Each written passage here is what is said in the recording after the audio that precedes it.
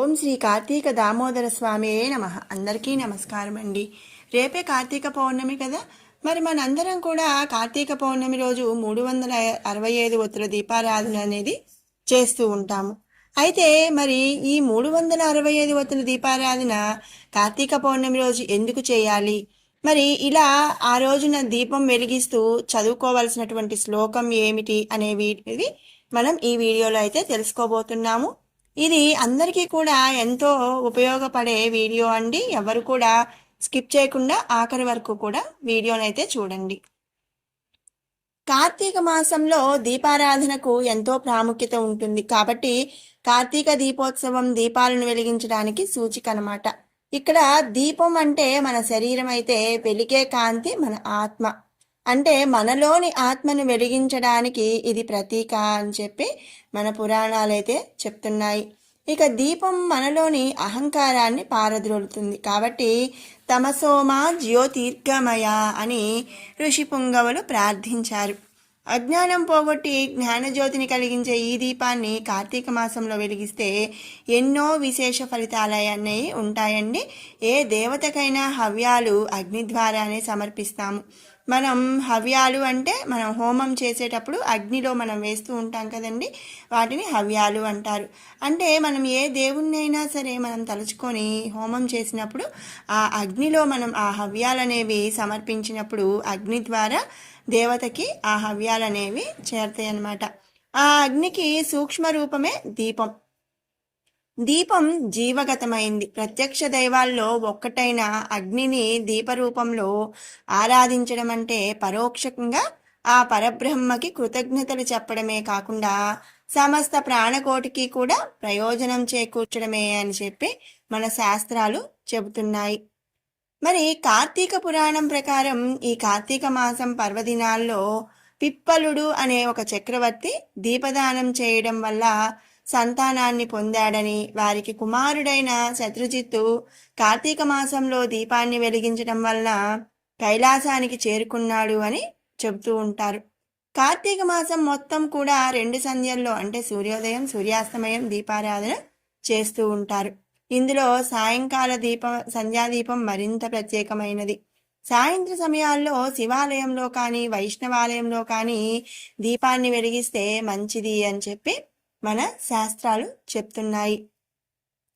ఆలయ ద్వారం, గోపురం, గర్భగుడిలో ధ్వజస్తంభం దగ్గర ఇలా ఎక్కడైనా సరే దీపాన్ని వెలిగించిన 1000 జన్మల పుణ్యమే మనకి వస్తుందండి.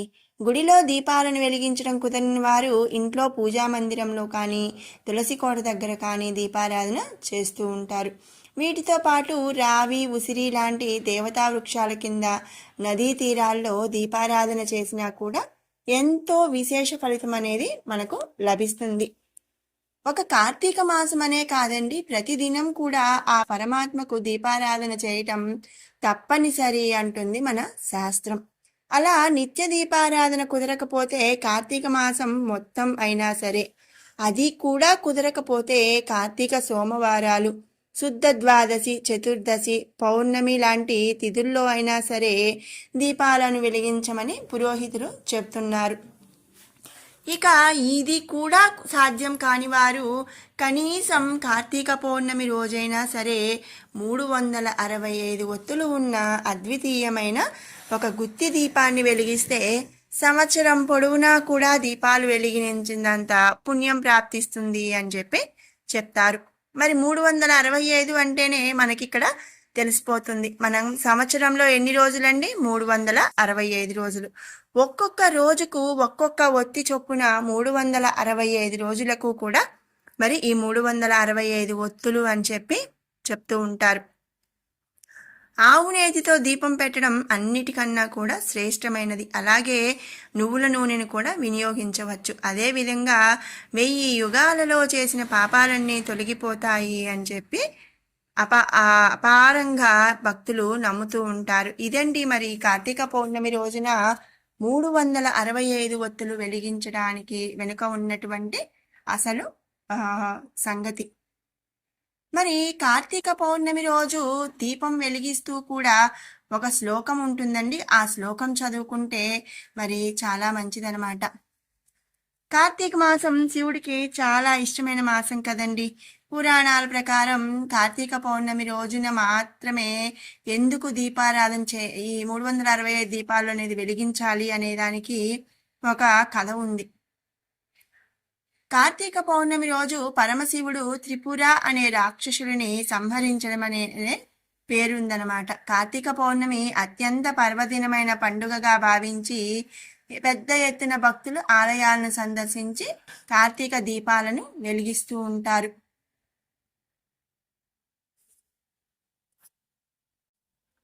కార్తీక పౌర్ణమి రోజు ఎంతో పవిత్రంగా నియమనిష్టలతో పూజ చేయటం వల్ల ఆర్థిక ఇబ్బందులు తొలగిపోతాయి. ముఖ్యంగా మీ రాశిలో సూర్యుడు బలపడాలి అంటే బిల్వపత్రాలతో ఆ పరమేశ్వరుణ్ణి పూజించాలండి. ఇక అదేవిధంగా మహావిష్ణువుకి నెయ్యితో దీపారాధన చేసి పాయసం నైవేద్యంగా సమర్పించినా కూడా ఎంతో విశేషమైనటువంటి ఫలితం కలుగుతుంది. ఇక ఈ పర్వదినం రోజు పితృదేవతలకు తర్పణాలు పెట్టడం కూడా దానివల్ల ఏంటి అంటే వారి ఆత్మ శాంతిస్తుంది అని చెప్పి మన శాస్త్రాలు చెబుతున్నాయి. ఇక ఇప్పుడు అంటే కార్తీక పౌర్ణమి రోజు దీపం వెలిగిస్తూ చదవవలసినటువంటి శ్లోకం మనం ఇప్పుడు తెలుసుకుందాం. కీటా పతంగా మసకాశ్చ వృక్షా జలే స్థలే ఏ నివసంతి జీవా దృష్ట్వా ప్రదీపం నచ జన్మ భాగినః భవంతి త్వం స్వపచాహి విప్రాహ. అంటే ఈ శ్లోకం చదువుతూ మనం దీపం వెలిగించటం వలన ఈ కాంతిని చూసిన సమస్త జీవులకు కూడా శుభం కలగాలి అని చెప్పి ఈ శ్లోకంలో మనం చెప్తున్నామన్నమాట. చూడండి, కీటాహ పతంగాహ మసకాశ్చ వృక్షాహ, చిన్న చిన్న కీటకాలు మరి ఎగిరేవి కానీ వృక్షాలు, జలే స్థలే జలంలో అంటే నీటిలో నివసించేవి, ఇవన్నీ అన్ని రకాల జీవరాశులు కూడా దృష్ట్వా ప్రదీపం నచ జన్మ భాగినః, ఈ దీపం చూడటం వలన మరి వాళ్ళ జన్మల పాపాలనేవి పోయి వాళ్ళకు శుభం భవంతిత్వం స్వపచాహి విప్రాహ, శుభం జరగాలి అని చెప్పి అర్థం అన్నమాట. దక్షిణాయనంలో వచ్చే కార్తీక మాసం ఉపాసనకు సంబంధించినది. దీపారాధన చేస్తూ దామోదర ఆవాహయామి, త్రయంబక ఆవాహయామి అని గాని తమ ఇష్టదైవాలైన శివకేశవులను ఆవాహన చేస్తారు. దామోదరుడు అంటే శ్రీకృష్ణుడు, విష్ణుమూర్తి అంశ. త్రయంబక అంటే శివుడి అంశ అన్నమాట. త్రయంబకేశ్వరుడు శివుడు. కాబట్టి ఎవరి ఇష్టదైవాలను వాళ్ళు ఆవాహన చేస్తూ ఉంటారు. దైవీ శక్తి సంతరించుకున్న ఈ దీపాలు ఆత్మజ్యోతిని కూడా ప్రకాశింపజేస్తాయని నమ్మకం అన్నమాట. ఇదండి మరి కార్తీక పౌర్ణమి రోజున 365 ఒత్తులు వెలిగించడానికి గల కారణం. మరి ఆ రోజు ఒత్తులు వెలిగిస్తూ చదవవలసినటువంటి శ్లోకం. మీరు కూడా రేపటి కార్తీక పౌర్ణమి రోజున దీపాలు వెలిగించి ఈ శ్లోకం చదువుకుంటూ ఆ శివకేశవుల కార్తీక దామోదర స్వామి యొక్క అనుగ్రహానికి పాత్రులు కావాలని ఆశిస్తున్నాను. మీకు ఈ వీడియో నచ్చినట్టయితే లైక్ చేయండి, షేర్ చేయండి. అలాగే ఇలాంటి మంచి వీడియోస్ కోసం మన షడ్రుచులు బై కిరణ్ ఛానల్ని సబ్స్క్రైబ్ చేసుకోండి. మరొక మంచి వీడియోతో మళ్ళీ కలుసుకుందాం. Thanks for watching.